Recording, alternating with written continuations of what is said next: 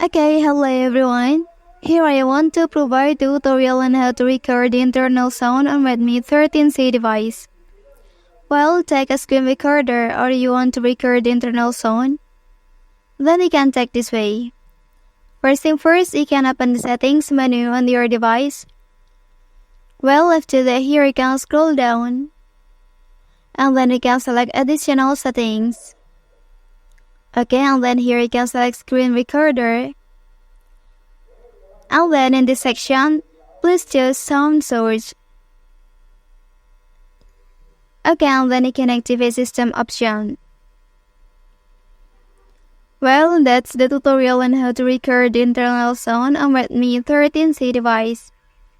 If you are helped by this video, don't forget to like and subscribe to get other information from this channel. Thank you.